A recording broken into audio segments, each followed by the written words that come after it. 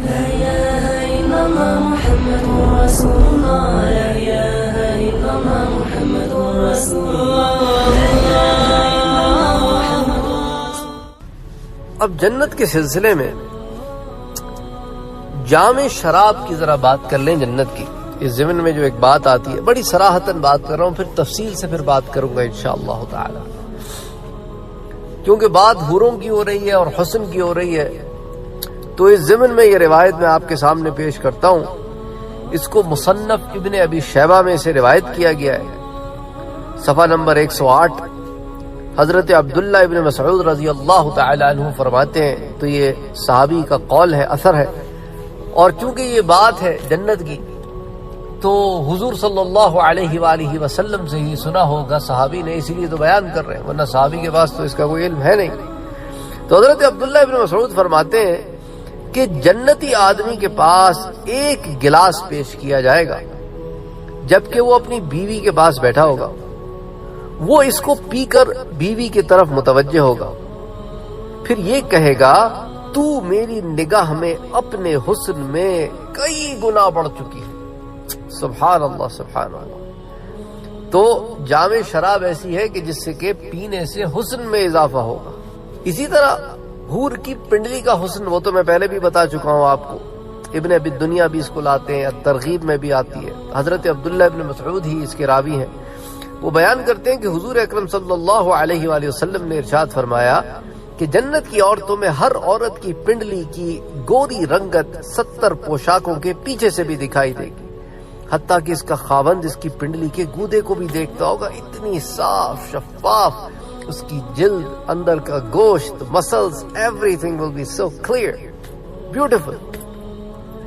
اچھا، اسی لیے کہ اللہ تعالیٰ نے اس کی صفت میں فرمایا ہے کہ گویا وہ یاقوت اور مرجان ہے، الیاقوت والمرجان۔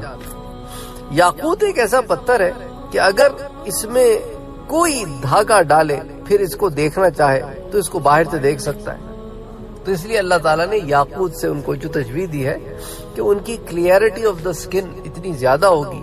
سبحان اللہ سبحان اللہ سبحان اللہ۔ پھر اسی ضمن میں حور کے تاج کا ذکر بھی آتا ہے۔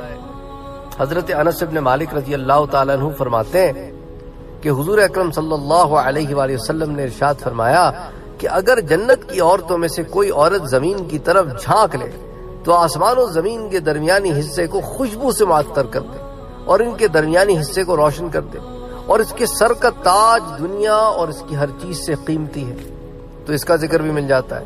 اچھا، پھر حور کی تسبیح کا ذکر بھی ملتا ہے الہادی الارواح میں، صفحہ نمبر 278 پر، کہ حضرت یحییٰ بن ابی کثیر رحمۃ اللہ علیہ فرماتے ہیں کہ جب حور العین تسبیح پڑھتی ہے تو جنت کے ہر درخت پر پھول لگ جاتے ہیں۔ سبحان اللہ سبحان اللہ۔ تو کیا اس کا لہن ہوگا؟ اس کے لہن کے بارے میں پہلے بھی بات ہو چکی ہے کہ وہ ایسا لہن ہوگا کہ بس اس کو پھر انسان کی کانوں نے کبھی نہیں سنا ہوگا۔ اچھا، اسی طرح ایک روایت آتی ہے کہ حور جب راستے میں چلتی ہے تو اس کی پنڈلیوں کے پازیب اللہ کی تقدیس کرتے ہیں، اور اس کی کلائیوں کے کنگن اللہ کی پاکی بیان کرتے ہیں، اور اس کے سینے کا یاقوتی ہار ہنسے گا، اور دونوں پاؤں میں سونے کی جوتیاں ہوں گی جن کے تسمے موتی کے ہوں گے۔ وہ اللہ تعالیٰ کی پاکی بیان کریں گے اور تقدیس و تمجید و تسبیح کی آوازیں سنی جائیں گی۔ سبحان اللہ سبحان اللہ۔ اسی طرح امام بخاری اور امام مسلم حور کی چمک دمک کے بارے میں بیان ایک حدیث لاتے ہیں، حضرت انس بن مالک سے مروی ہے کہ حضور اکرم صلی اللہ علیہ وآلہ وسلم نے ارشاد فرمایا کہ صبح کی ایک گھڑی یا شام کی ایک گھڑی اللہ کے راستے میں گزار دینا دنیا اور اس کی ہر چیز سے زیادہ قیمتی ہے۔ اگر جنت کی عورتوں میں سے کوئی عورت زمین کی طرف جھانک لے تو تمام زمین کو روشن کر دے اور روئے زمین معطر کر دے، اور اس کے سر کا دوپٹہ دنیا اور اس کی ہر چیز سے زیادہ قیمتی ہے۔ تو یہ تو حور کی چمک اور دمک ہے۔ پھر اس حور کے ناز و نخرے بھی ہیں۔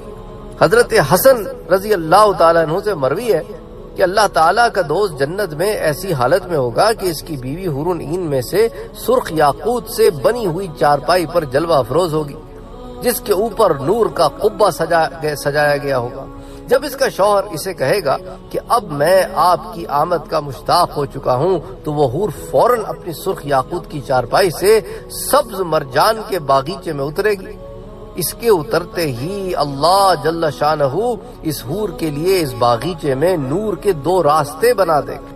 ان میں سے ایک راستہ تو اللہ تعالی زعفران کا بنا دیں گے اور ایک راستہ کافور کا بنا دیں گے۔ تو یہ حور زعفران کے راستے سے جائے گی اور کافور کے راستے سے واپس ہو جائے گی، اور یہ اپنے اس چلنے کے دوران اتنے نخرے بھری چال چلے گی، 70,000 نخروں سے بھری چال دکھائے گی۔ یعنی وہ جو دنیا میں کیٹ واک کے دل دادے ہیں، یہاں تو ماڈلز کی کیٹ واک دیکھ دیکھ کر گناہ کماتے ہیں، یہاں نظروں کو محفوظ کر لو، یہاں نظروں کو جھکا لو، یہاں نظروں میں پاکی لے آؤ، اپنے رب کی حیا کر لو، وہاں تمہارا رب تمہیں نوازے گا۔ اور یہ تو دنیا میں گند ہے، خرافات ہے، وہاں تو سب پاک ہے۔ اللہ اکبر، وہاں تو سب پاک ہے۔ اللہ اکبر، اللہ اکبر۔ یہاں صبر کر لو، وہاں جزا ہی جزا ہے، وہاں جزا ہی جزا ہے۔ مومن کے لیے اس لیے تو کہتے ہیں نا دنیا قید خانہ ہے، وہ یہاں سے چھوٹ کر اپنے رب کی ملاقات کو جانا چاہتا۔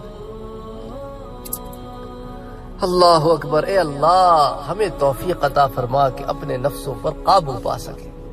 ہمارے نفس بڑے گندے ہو گئے ہیں، دنیا کا میل کچیل بہت چڑھ گیا ہے، تربیت کی ضرورت ہے۔ کوئی اچھا شیخ ملے جس کی تربیت اختیار کر سکتے ہو، یہ پیسوں ویسوں والے شیخ نہ پکڑنا، تربیت والا شیخ پکڑو جو تمہارے نفس کی تربیت کرے۔ اللہ اکبر، اللہ اکبر۔ اللہ ہمارے حال پہ رہے۔